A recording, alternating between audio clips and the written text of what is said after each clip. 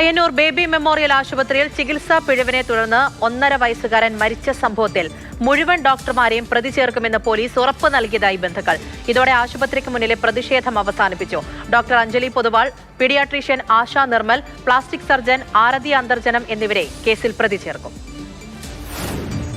ഇന്നലെ രാത്രി 9 മണിയോടുകൂടിയാണ് ദേവാൻഷ് ശൗര്യ എന്ന 1.5 വയസ്സുകാരൻ ആശുപത്രിയിൽ മരണപ്പെടുന്നത്. കഴിഞ്ഞ 2 ദിവസമായി ബ്രെയിൻ ഡെത്ത് സംഭവിച്ച നിലയിലായിരുന്നു അതുവരെ ഈ കുട്ടി.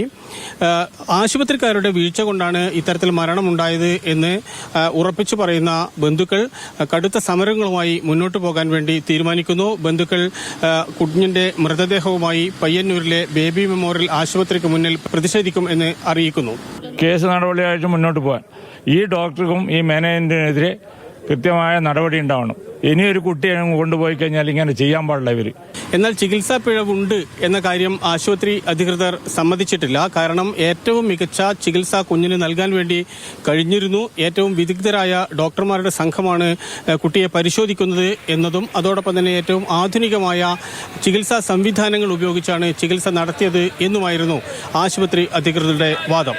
1 മണിയോടുകൂടി കുട്ടിയുടെ മൃതദേഹവുമായി ബന്ധുക്കൾ പയ്യന്നൂരിലെ ബേബി മെമ്മോറിയൽ ആശുപത്രിക്ക് മുന്നിലെത്തി. അവിടെയായിരുന്നു പ്രതിഷേധം. അപ്പോഴേക്കും വിവിധ രാഷ്ട്രീയ പാർട്ടികളുടെ പ്രതിനിധികളും അവരുടെ പ്രവർത്തകരുമൊക്കെയായി വലിയൊരു ആൾക്കൂട്ടം ഈ ആശുപത്രി പരിസരത്തുണ്ടായിരുന്നു.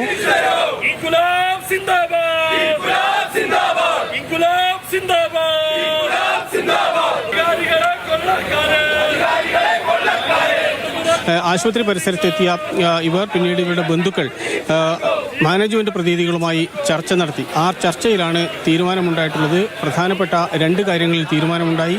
ഒന്ന്, മാനേജ്മെന്റിനെ പ്രതി ചേർക്കും. മറ്റ് 3 ഡോക്ടർമാരെ, അതായത് നേരത്തെ ഉണ്ടായിരുന്ന ഒരു ഡോക്ടർക്ക് പുറമെ മറ്റ് 2 ഡോക്ടർ കൂടി, ഈ ചികിത്സാ പ്ലാനിൽ ഉണ്ടായിരുന്ന മറ്റ് 2 ഡോക്ടറെ കൂടി പ്രതി ചേർക്കും എന്നായിരുന്നു തീരുമാനം. സംഭവിച്ച ശ്രദ്ധയിൽപ്പെട്ടു. അതിനെക്കുറിച്ച് അന്വേഷിക്കാൻ DMO ചുമതലപ്പെടുത്തിയിട്ടുണ്ട്. ഇത് പോലീസിലും റിപ്പോർട്ട് ചെയ്യാൻ പറഞ്ഞു.